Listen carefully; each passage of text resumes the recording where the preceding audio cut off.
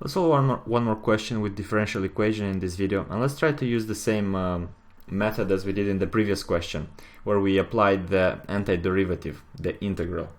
So first of all, we can see here dy dt, so the derivative of y relative to t. Let's keep the y on one side and the t's on the other side.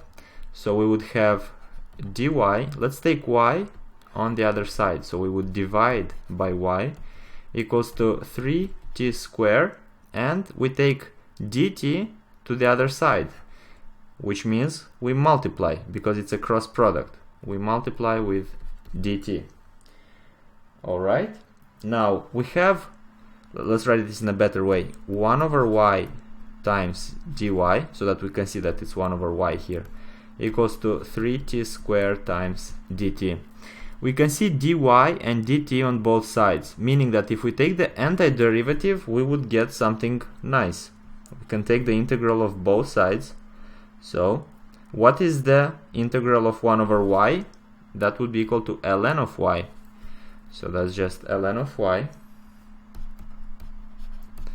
And on the other side, we would have, what is the integral of 3t squared?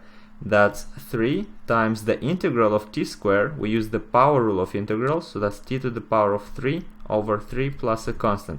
And by the way, I didn't write here any constant, because if we have here a constant and here a constant, we could write just one constant overall. Suppose here would be plus 7 and here would be plus 5.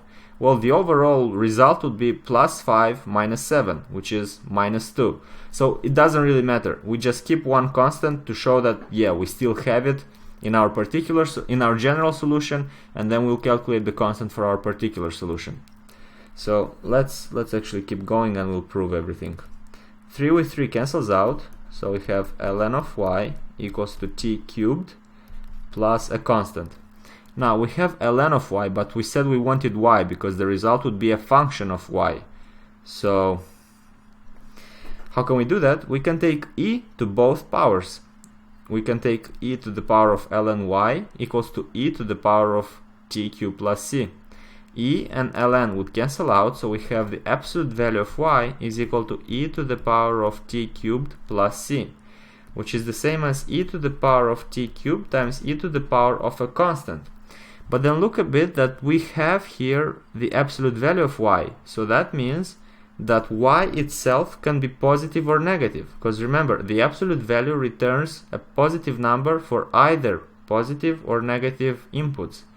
So y is plus minus either positive or negative e to the power t cubed times e to the power c. Okay, so what we found here is that we have plus minus e to the power t cubed times a constant, because e to the power of constant, remember e is a number, I think it's 2.14, to any power is just going to be another number.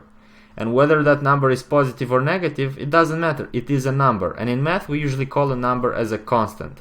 So let's just call this e to the power t cubed times a value of a. And a stays for our constant in this case. A is our constant. Well, because our constant can be anything, right? E can be to any power, it's a general solution. This is our general solution. But how can we make it more specific with the data that we have? Well, the data that we have says that when t equals to 0, y is equal to 50. Let's see, how can we apply that? Well, let's substitute 0 into t. If we substitute 0 into t, so t equals to 0, that means that y would be equal to our constant times e to the power of 0 to the power of 3. So that would be a times e to the power of 0 is just 1.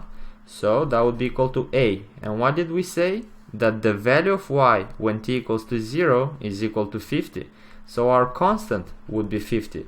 Now, because our constant would be 50 and we have the general solution, we can make it specific, we can make it particular by substituting 50 into a. So as a result, we would have y equals to 50, which stays for a, times e to the power t cubed, and that would be the particular solution to our equation.